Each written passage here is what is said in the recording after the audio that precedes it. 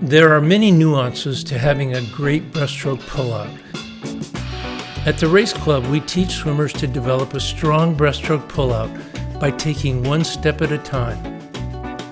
From dryland exercises to drills in the pool, and finally, by practicing full pullouts, we correct many mistakes commonly being made along the way.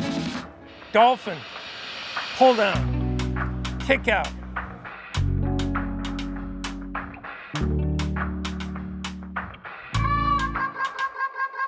The four propulsive events of the pullout: the push off the wall, the dolphin kick, the pull down, and finally the breaststroke kick out, all have to be done with tremendous effort and with the right technique and timing. All right, let's put it all together, guys. Let's do the best race club breaststroke pullout possible. I'm going to start down 10 or 15 degrees. Strong dolphin kick, not overbending the knee, not over undulating. Massive pull down to your hands on your thighs, hunching your shoulders, drawing your hands back into hyper streamline, and then initiate that first pull wide, keeping your chin down, all in 5 seconds or less, 4.5 to 5 seconds. Samuel, you go first. Ready?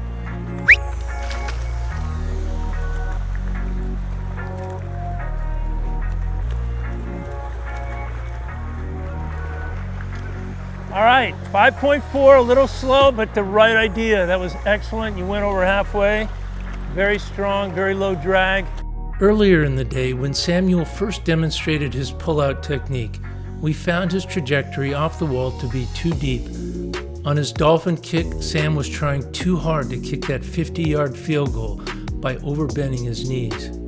He took over 6 seconds to get back to the surface and ended the kick out in a steep angled Superman pose.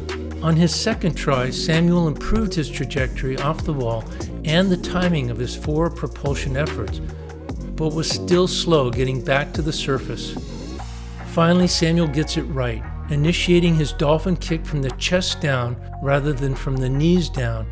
Then he sustains the dolphin kick speed by getting into a low drag, hunched shoulder position with a straight body line and his chin nearly touching his chest. From there, Samuel is able to explode out of the kick out.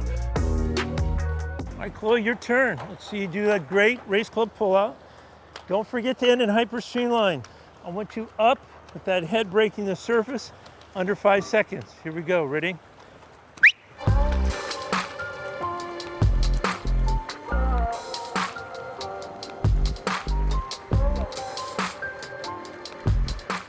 All right, 4.84, Chloe, 4.84, I'll take it. It was nice. Everything was pretty good. I'd like to see you work on the power of each one of those elements.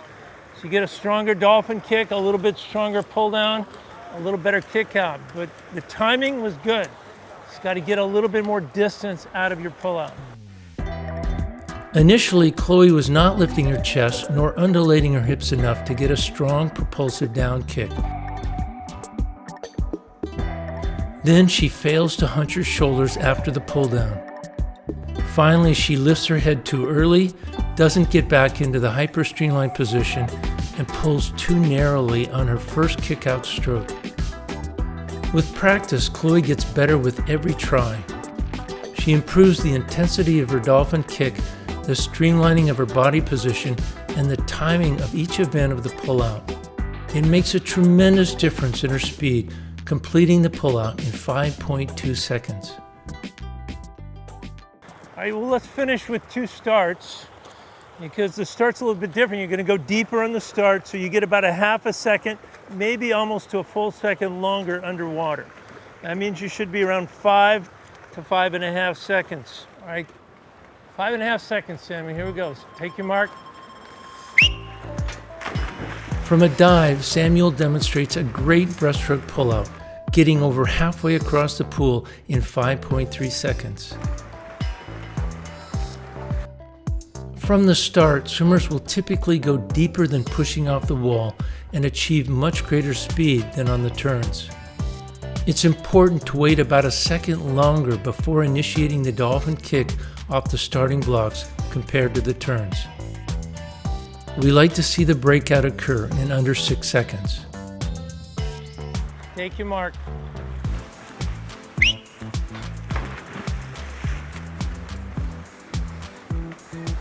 On this start, Chloe goes too deep and takes nearly 6 seconds to get back to the surface. Way too much time. You were 6.1 that time and you're too deep. Okay, you went down, you were deep, but you didn't climb enough. The time that you finished and you didn't finish in hyperseam line, you ended up like a submarine floating up to the surface. You can't take that long to get up and get going, okay? So you gotta climb more on your pull down and get closer to the surface. And you gotta be faster.